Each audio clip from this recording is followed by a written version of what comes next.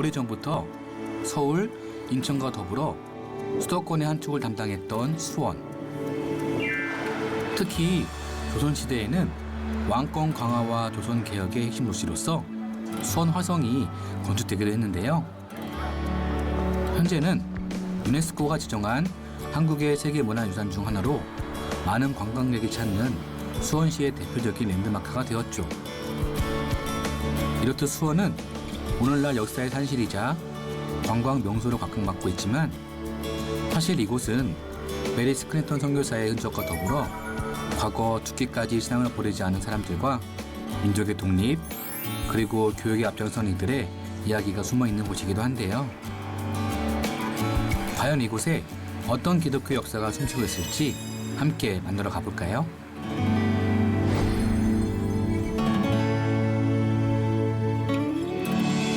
사실 그 당시에는 교통편이 그렇게 좋지도 않았을 텐데 그렇죠. 그 정동에서부터 그 메리 스크랜턴 선교사님이 이렇게 걸어서 오신다는 게가 여기까지 오신다는 게 쉽지 않은 않았을 것 일이죠. 같아요. 네, 또 쉽지 않은 일. 나이가 또 있으셨잖아요, 원래. 그렇죠. 연세를 높으셨고. 여기가 바로 그럼 매향 여자 정보고등학교. 네. 그 스크래튼 여사가 여기를 방문을 하게 되고 학교를 세우는 작업을 하면서 그래서 수원 당시에는 수원읍교회라고 표현했고 나중에 종로로 들어오면서 이제 수원 종로교회라고 이제 이름을 바꾸게 되는데 이 교회에서 이제 이 학교가 시작이 됐는데 사실은 여기 매향 학교 역시 스크랜턴의 출발점에는 스크랜턴이 있었고 우리가 앞에 다녀왔던 무진의 교회도 사실 학교가 없어졌습니다만은 네. 그게 스크랜턴에 의해서 만들어졌던 무진의 여학교라고 하는 것이 있었죠. 수원읍 초기의 초가집에 세워진 3일 여학교. 이곳 역시 여성 교육의 선구자인 메리 스크랜턴 선교사에 의해 시작되었는데요. 3명의 여학생으로 출발했던 3일 여학교는 예배가 없는 평일에는 성경은 물론 한글과 한문, 산수 등을 가르치며 잠재된 여성의식을 깨우는 데 앞장서 왔습니다. 그렇게 시작된 120년의 역사는 지금까지도 이곳에 자리하고 있는데요. 아까도 저희가 무진의 교회 또 그다음에 그 신문의 그 샘골 교회 또 봤지만 항상 교회와 그런 교육이 함께 가는 것을 보면서 이게 뗄래야 뗄 수 없는 그런 사역이었고 또 그렇게 하지만은 계몽이라든가 또 말씀 사역이라든가 그런 것들이 그렇죠. 자연스럽게 또 놓아질 수 있을 수 있으니까요. 그렇죠. 또 우리 특별히 한국 교육 선교라고 하는 말을 쓸 수 있다고 하면 네. 교육 선교를 통해서 가장 성공적인 경우 한국 교회라고 볼 수 있어요. 전 세계적으로. 전 세계에서. 왜냐면 다른 나라 다 교육 선교 하잖아요. 하지만 그 성과를 못 냈잖아요. 그런 걸 봤을 때는 한국의 어떤 토대가 교육 선교가 매우 성공적일 수 있었던 토대가 한국 사람들과 사회 속에 만들어져 있었다. 그것은 역설적이게도 사실은 유교 덕분이다? 뭐 이렇게 표현할 수 있어요. 터가 많이 있으니까. 왜냐하면 500년 유교 역사 속에서 사실은 배움과 인간이라고 하는 개념이 같이 있었단 말이에요. 천민이든 뭐 신분 고하를 막론하고 일단 사람은 배워야 된다. 이 정서는 유교가 만들어준 어떤 정서가 아닐까. 그것이 결과적으로 이 개화기의 근대 역사에서 이 학교라고 하는 교육 사업이 선교사들에게는 굉장히 큰 어떤 열매를 맺게 할 수 있는 마중물이었던 거네요. 그런 굉장히 중요한 역할을 했죠. 또 어떻게 보면은 우리도 이렇게 그런 교육에 대한 열망이 있었는데 선교사들의 그런 학교를 통해 가지고 이런 욕망들이 분출되고 폭발할 수 있었던 게 아닐까 그렇죠. 싶어요. 그렇죠. 결국은 신분제도 때문에 평민은 교육을 받을 수 없었잖아요. 네. 근데 그거를 선교사들이 열은 거잖아요. 그쵸. 신분과 관계없이 네. 또 성과 관계없이 네. 남자든 여자든 다.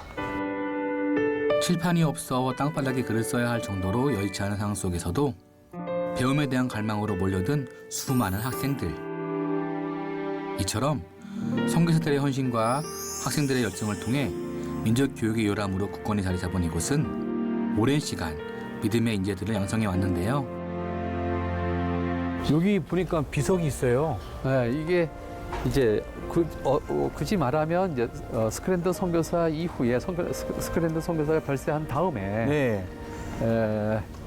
이 학교로 세워가는 데 있어서 결정적인 역할을 했던 선교사가 밀러 선교사예요. 밀러 선교사님이요? 감리교회의 아. 여자 선교사님. 예.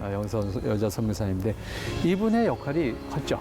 그러니까 이분이 스크랜턴 이후에 수원을 거점으로 해서 화성, 안산 지역에 있는 감리교회의 아주 큰 여성 계몽운동에 특별히 여성 계몽운동에 큰 역할을 하신 분이 밀러 선교사예요. 스크랜턴 선교사님이 어쨌든 이 학교를 시작을 했고 그렇죠. 초기를 첫 그 발작을 뗐으면 그 후에 발전시키고 확장시키는 역할을 이분이 하신 밀러 거네요. 선교사가 했죠. 이분의 역할이 굉장히 컸죠. 우리가 그 찾아봤던 그 샘골 교회의 샘골 그 학원도 네. 결국은 밀러 선교사가 후원한 거예요. 그렇게 연결이 돼요. 또. 그렇죠. 밀러 선교사가 장명덕 전도사를 샘골로 보냈으니까. 보내서 그곳에서 학교를 만들라고 예. 정책 처음부터 해바가 아니라 학교를 만들어 가서 과제를 준 것이거든요. 미션을 줬네요. 그쪽으로. 그렇죠. 과제를 줘서 그곳에서 이제 장명덕 전사가 샘골 학원을 이제 개설을 했고 학생들을 모아서 가르치기 시작해서 샘골 학원이 된 거죠. 그러니까 그런 의미에서 밀러 선교사는 대단히 큰 역할을 한 분이라고 볼 수 있어요. 메리 스크랜턴 선교사에 이어 교정으로 부임한 밀러 선교사. 그녀 역시 스크랜턴 선교사의 적극적인 후원과 미국 여성교부의 재정적 지원에 힘입어 학교가 현재 위치에 자리를 잡고 발전할 수 있도록 30여 년간 헌신하며 교육 기반을 확충해온 3.1여학교의 또 다른 공로자라고 할 수 있습니다. 또 여기 이렇게 역사관이 또. 네, 여기가 매화학교의 설립으로부터 시작을 해서 간단하게 알아볼 수 있는 역사관을 만들어 놨습니다. 여기도 되게 젊은 스크랜턴 선교사님이네. 왜냐면 이거는 왠지 한국에 오시기 전의 모습이 아니었을까. 그러게요. 근데 제일 많이 알려진 사진이기도 해요. 맞아요. 딱 요 머리, 요 옷. 네, 그렇습니다. 어쨌든 이분이 사실 한국에 와서 정말 많은 일들을 남겨놓고 가셨죠. 이분 때문에 어떻게 보면 여성 교육의 효시라고 볼 수 그렇죠. 있죠. 한국의 여성 신교육의 효시죠. 그건 뭐 부정할 수 없어요. 그렇죠. 이 학당을 비롯해서 어쨌든 이렇게 여기 매항학교까지 이 먼 곳까지 직접 다니면서 학교를 세우기를 독려를 했고 그걸 지원을 해서 학교가 되도록 했죠. 메리 스크랜턴 선교사의 지원을 통해 출발하게 된 3.1여학교. 이후 밀러 선교사의 헌신이 더해지며 이곳은 많은 이들이 꿈을 꾸고 성장해 나가는 발판이 되었는데요. 이런 선교사님들의 수고가 없었다면 오늘날의 매항여고도 없었을 것이라고 생각하니 그 역사가 더욱 의미 있게 느껴집니다. 참 우리나라의 이렇게 선교사님들이 사실 아무런 그런 공로도 없이 아무런 그런 그냥 순수한 목적으로 복음을 전하러 오셔가지고 학교를 만들고 또 그 후원하고 하는 일에 대해서 참 우리가 모든 걸 다 알 수는 없지만은 그 지역에 있는 사람이라든가 그 지역 학교 출신이라든가 그분들을 꼭 알아야 될 것 같아요. 그럼요. 반드시 우리가 기억해야 되는 역사를 기억한다라고 하는 것은 자기 정체성과 혹은 자기의 책임 동시에 이제 그 시대적 반성 그런 것들을 종합적으로 이해할 수 있게 되는 것이거든요. 그러니까 이분의 업적을 통해서 이분을 단순히 높이자라고 하는 의미뿐만 아니라 사실 이분을 통해서 우리가 돌아봐야 될 것이 무엇인가를 생각하게 되는 것들이고 네. 오늘날 우리의 책임은 또 뭔가 또 생각할 수 있는 기회가 주어지는 것이거든요. 그런 의미에서 역사를 찾아본다는 것은 굉장히 중요하고 좀 아쉽죠. 사실은 이렇게 좀 구석에 잘 안 보이는데 이런 게 있어서 좀 아쉽긴 한데 그래도 이 학교는 스크랜턴과 밀러로 이어지는 선교사님들의 어떤 그 섬김을 이렇게 기억하고 이렇게 모든 학생들에게 인식할 수 있도록 하는 것은 대단히 귀한 것이라고 볼 수 있습니다. 누군가는 교육의 밑그림을 그리고 누군가는 그 위에 색을 입히며 선교의 큰 그림을 완성해 나간 두 선교사. 은혜의 도구로서 하나님의 작품을 위해 헌신한 그들의 수고와 가정이 역사 속에서 오래도록 기억되었으면 좋겠습니다. 이번에는 수원의 명소이자 또 다른 기독교 성지인 화성행궁 인근으로 발걸음을 옮겨보았는데요. 화성행궁은 역사적으로 천주교도들의 순교토로도 알려져 있죠. 바로 고승교회 땅인 행궁 맞은편에 메리 스크랜턴 선교사에 의해 세워진 수원 종로교회가 자리 잡고 있습니다.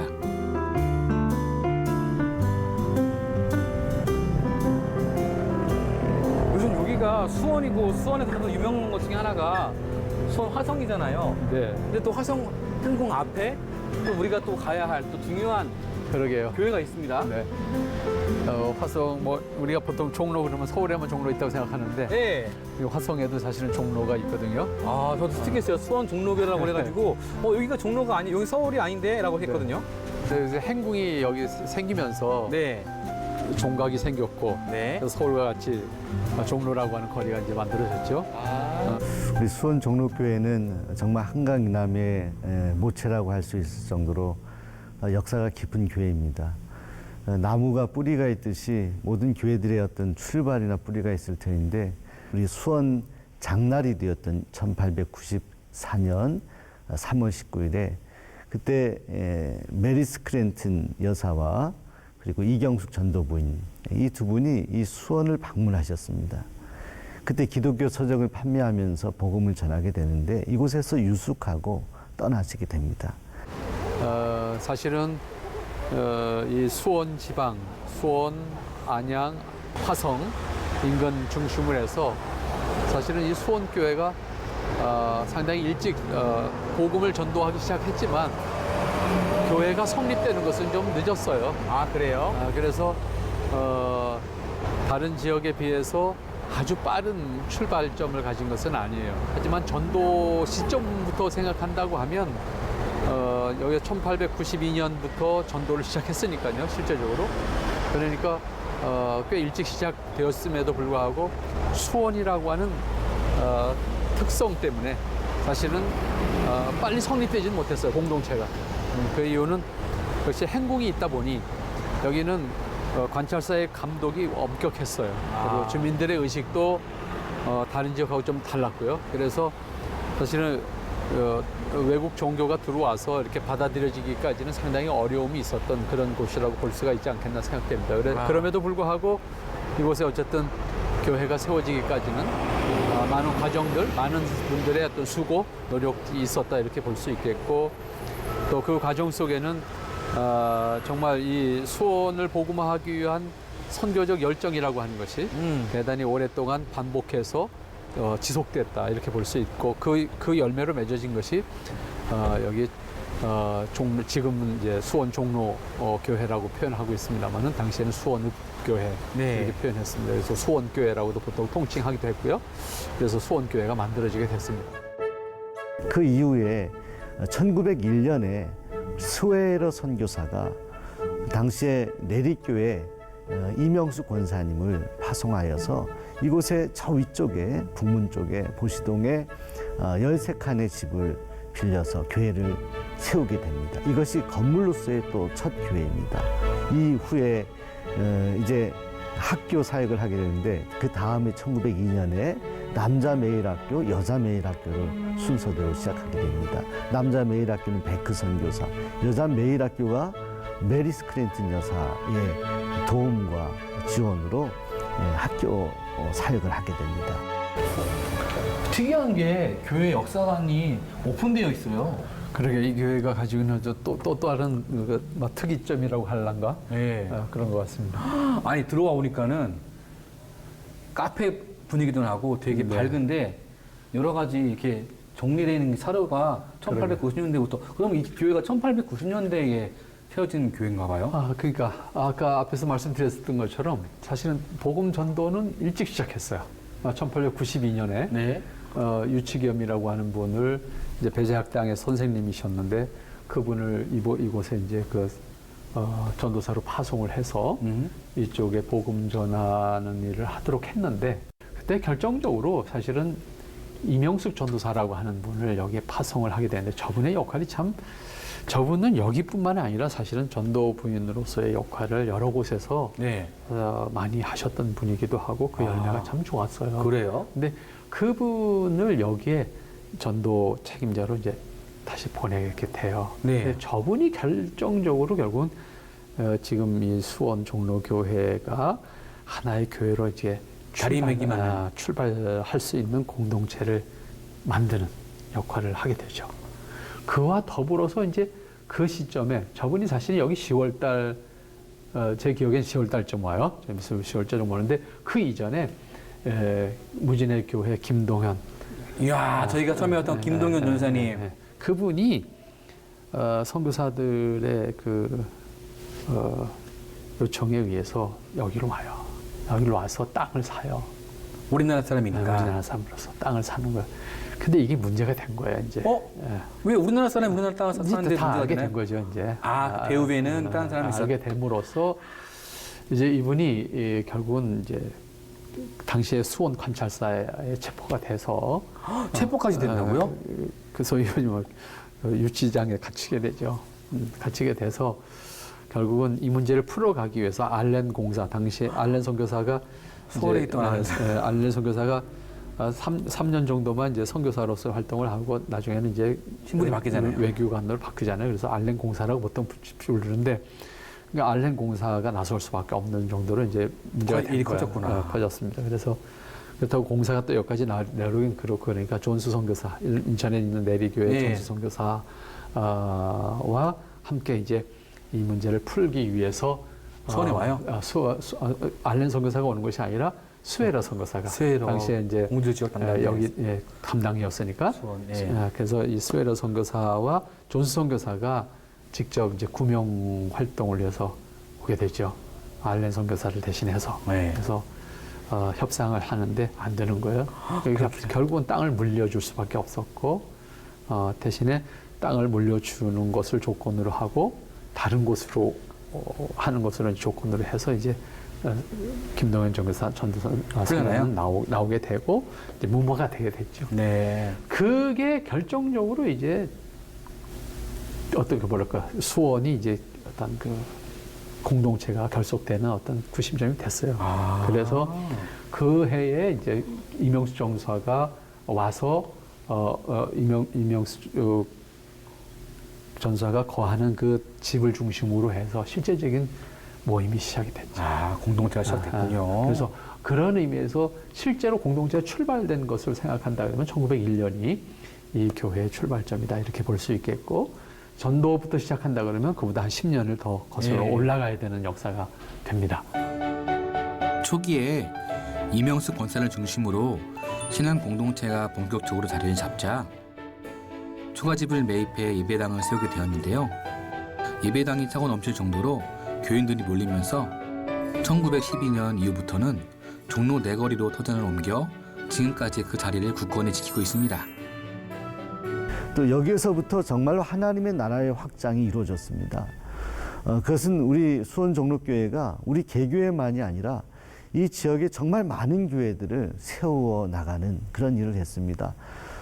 역사가 많은 교회들이 주변에도 있지만 사실은 그 개교회만의 성장을 추구했던 교회들이 많이 있는데 성경의 하나님 나라의 확장을 위해서 어디에든지 복음이 전파되기 위해서 이 교회를 중심으로 해서 지역 정말 성도들이 다니고 있었던 그 지역을 토대로 해서 교회들을 계속 세워나가는 그런 일들을 우리 교회가 해왔습니다.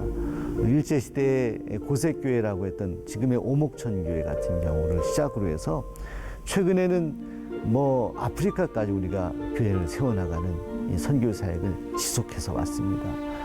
또 복음 전도 운동의 어떤 그런 방법으로 우리가 어려운 분들 소외계층을 돕는 그런 구제사역, 특별히 과거 20년 동안 어려운 분들이 가장 고통스러운 것이 식사하는 것, 먹지 못하는 것인데 토요일마다 노숙인 분들 또 어려운 그런 독거노인분들이 오셔서 토요일마다 한 200분 가까운 분들을 저희가 식사로 섬기는 그런 일들을 해왔습니다. 다각적인 방법에서 이 교회가 선교 활동을 해왔던 것이 선교적인 어떤 의미라 생각합니다. 그러면서 이미 그때부터 이 교회는 이 주변에 교회의 중심적인 역할, 모교회가 됐네요. 모교회 역할이 되죠. 그래서 수원 종로교회를 중심으로 해서 장진회, 아리실. 장진회는 어디냐면 요 수원 비행장이 있는 쪽이고요. 저 아리실은요, 사실은 여기 사람들 말하면 몰라요. 어딘지도 몰라요. 저기 용인하고 안성 사이에 있어요. 멀어요 여기서. 그러게요. 용인하고 안산 사이면은 네. 용인하고 안성 딱 경계선쯤에 있는 산 속에 있는 교회. 지금도 산 속이에요 거기가. 근데 거기가 교회 공동체가 제일 먼저 용인 쪽에서 만들어진다고. 이야, 참 아무도 없는 곳에 생겨지네. 그렇게 이제 이 지역의 그 중심적인 교회 역할을 하게 되지요. 그러면서 이 지역 어쨌든 뭐 교회가 생긴 곳에는 다 이제 의식이 깨어지잖아요. 맞아요. 그러니까 자연스럽게 그 지역의 민족 지도자들이 되고 사회 지도자들이 되고 그렇게 되죠. 그러니까 이 교회도 그러한 지도자들이 나와서 독립운동도 하게 되고 또 학교를 주도해 나가는 역할들을 하는 그 귀한 분들이 다 나오게 되죠. 장진의 교회나 아리실 교회도 다 마찬가지예요. 그 아리실 교회 같은 경우에는 뭐 우리나라의 그 어린이 그 찬송가 작곡자로서의 대부죠. 오소훈 선생님 후에 목사님이 되셨어요. 그분이 제일 유명한 곡이 흰 그릇 뭉게 흰 그릇 뭉게 비는 그 작곡하신 분이 그분이 아리실 사람이에요.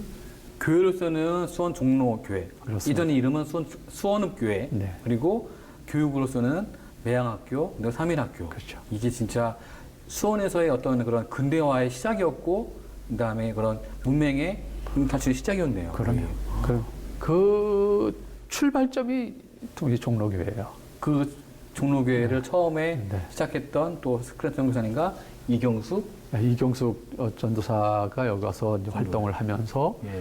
노력을 했고 그 이전에는 이제 유치겸 선생이라고 하는 분이 내려와서 네. 노력을 했고 결정적으로 교회가 탄생하는 데는 이명숙 전도사와 김동현 전도사의 역할이 이제 이 교회가 하나의 공동체로 이렇게 출발하는 데서는 결정적인 역할을 했다 이렇게 볼 수가 있습니다.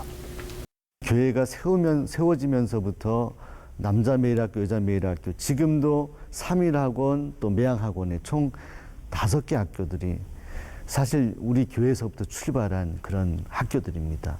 또 유치원도 세웠는데 이 유치원이나 이 학원 출신의 많은 성도들을 배출한 그런 어떤 학원 사역이 우리 교회가 초창기에 했었던 선교의 사역이라고 말할 수 있는데 1950년대 우리 조피등 목사님 재임 시절에는 수원 성경고등학교라는 것을 열어서 이 지역의 많은 성도들이 이 교회에 와서 함께 말씀을 배우는 말씀 운동을 전개해 나가기도 했습니다.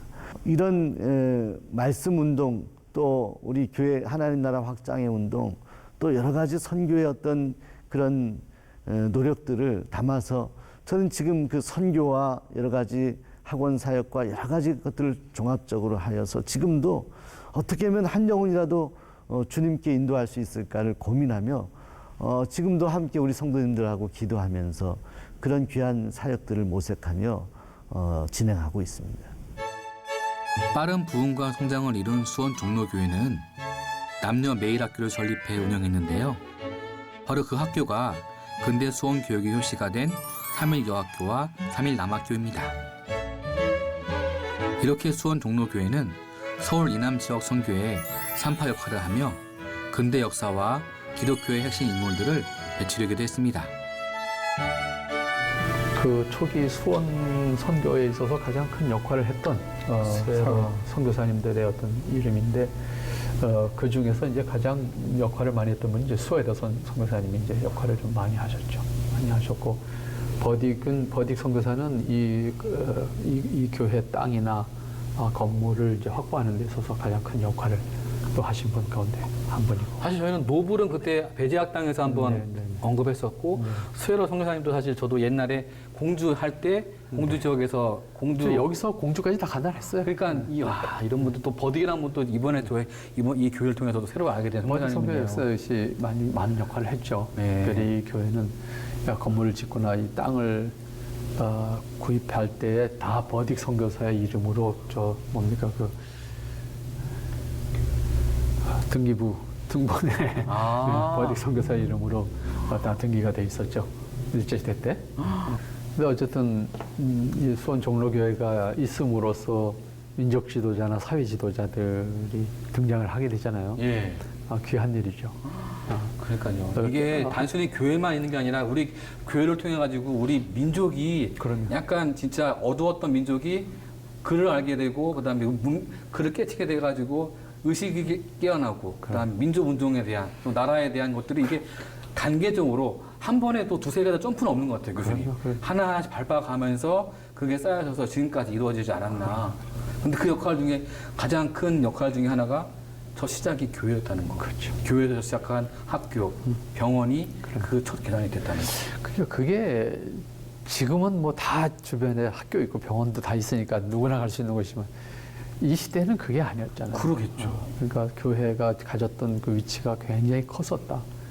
그러니까 결국 교회들을 통해서 그것도 교회가 운영한 학교나 이러한 그 교육시설을 통해서 성장한 사람들이 결국 사회 지도자, 교육 지도자 혹은 민족 지도자가 된 거죠, 다. 그러니까 이 교회는 어쨌든 이런 인물들을 자랑스럽게 생각하는 거 아니겠습니까? 네. 귀한 거죠, 사실은. 사실 교회만의 어떤 이런 분들이 아니라 우리 민족의 어떤 분으로서도 진짜 귀한 분들인 거죠. 그러니까 참 귀한 역사를 담고 있는 교회다 이렇게 볼 수가 있겠습니다. 수원읍교회가 지금의 수원 종로교회가 되기까지 그 지나온 역사의 기록과 헌신의 증거를 직접 눈으로 확인할 수 있었는데요. 제가 우리 믿음의 선조들에게 감사한 것은 아무리 역사가 되어도 역사 속에 남겨진 여러 가지 유산들, 서적이라든가 뭐 행정 자료라든가 심지어는 정말 가슴이 뭉클한 그런 자료들이 있는데 1950년 전쟁이 나던 그 해에 하루 한 주 한 주의 어떤 재무 기록이 되는데 6월 25일조차도 예배를 드리고 재무 기록이 기록되어 있고 그 명단이 실려 있는 그런 자료도 역사관에 있습니다. 그래서 이 역사관의 설립을 추진하고 그것을 마치면서 우리 믿음의 선조들이 어렵고 힘들었지만 이런 귀한 자료들을 남겨주신 거에 대해서 1890년대에 아주 오래된 고서적으로부터 지금의 최근 현대사까지의 많은 자료들이 보관되어 있다는 것. 과거에 어떻게 신앙생활을 했는지를 우리가 느낄 수 있다는 것이 참으로 고마운 일입니다. 믿음의 유산, 보이지 않는 그런 기도와 말씀과 그런 구제의 여러 가지 귀한 보이지 않는 운동뿐만이 아니라 보이는 어떤 유물들까지도 저에게 남겨줌으로 인해서 우리 지금 세대들이 정말 신앙생활 하는데 큰 디딤돌이 되고 그런 큰 도움이 된다는 차원에서 많은 감사를 드리고 있습니다. 역사를 만드는 것은 믿음의 선조들이지만 그것을 지켜가는 것은 우리들의 몫일 텐데요. 우리에게 주어진 신앙의 유산과 십자가 정신을 잘 이어나가는 믿음의 자녀들이 되길 소명합니다.